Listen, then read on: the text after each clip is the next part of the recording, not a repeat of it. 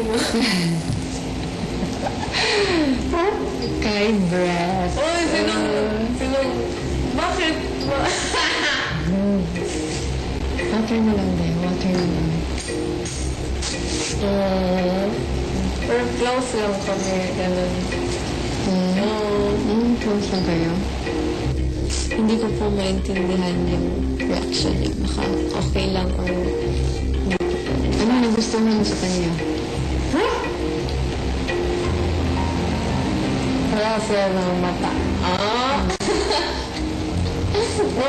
Wala lang. As a friend niya or close lang kami. Baka may mali akong hindi ko alam na mali pala or something. Sa palagay mo, meron ba? Oo, meron po siguro.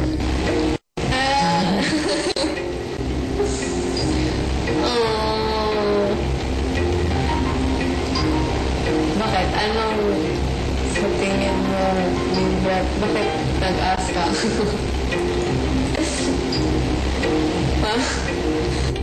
Fritzy, tapos na kasi ang 3 questions ng mami mo, kaya hindi ka na niya pwedeng sagutin. May sinabi si Daddy. Like, wag ganun, or ano. Yung dad ko, ayaw niya na may support ko ako sa mga lalaki. I miss you so much.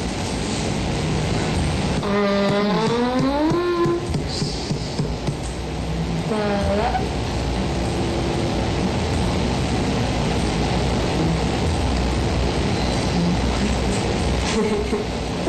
Naniwala po siya sa sagot ko. And then yan, parang nag-smile po siya or parang ganun siya. Pagkakas ko na.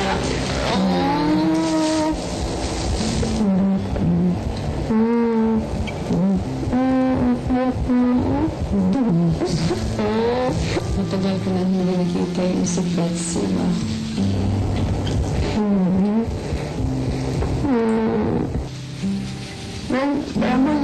Namimiss ko na talaga siya. Last goodbye. Goodbye. Bye-bye, mami.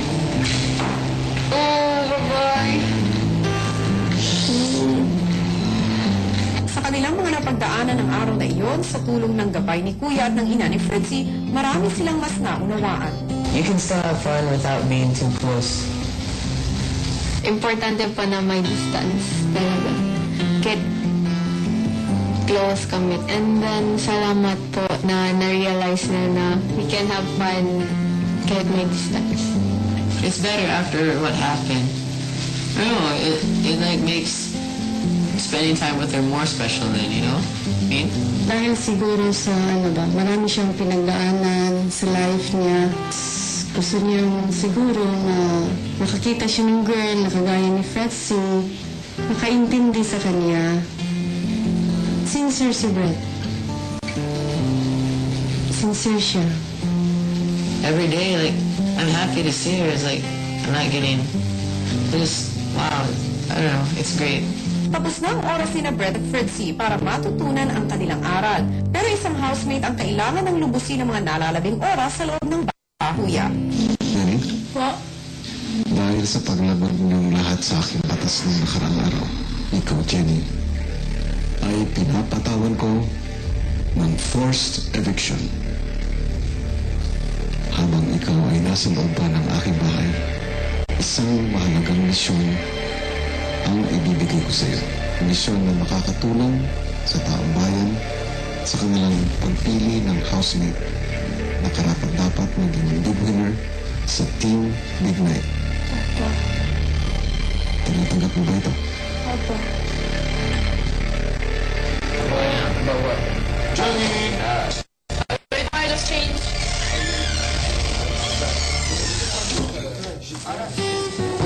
Jenny, my friends anymore.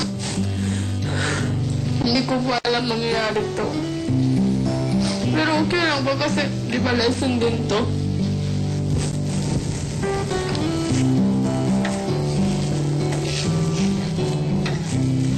Baka if it didn't happen here to me, baka sa labas po ng bahay nyo, baka ano po yung mangyayari, mas mabigat, tas mas ano po, dangerous. Diba? I know she's sad. She was sad. Huh? Jenny, What are you talking about? Wait, you guys just want to hold me. Just say it. Yes. It's so fast, right? Yeah, I know. Jenny, why are you crying? You just want to hold me. Oh my God, just say it if you want to hold me. Oh my God, what are you doing, baby Jen? And sometimes, you learn things the hard way.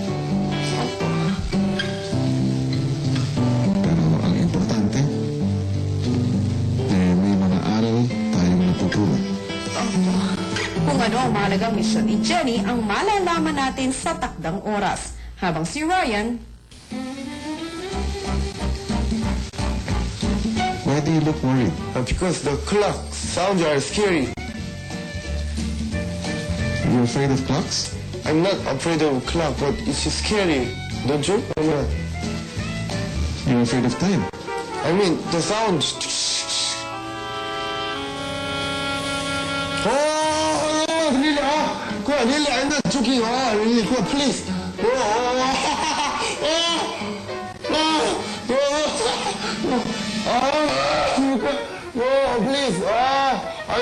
그래. 나 진짜. I'm sorry, really.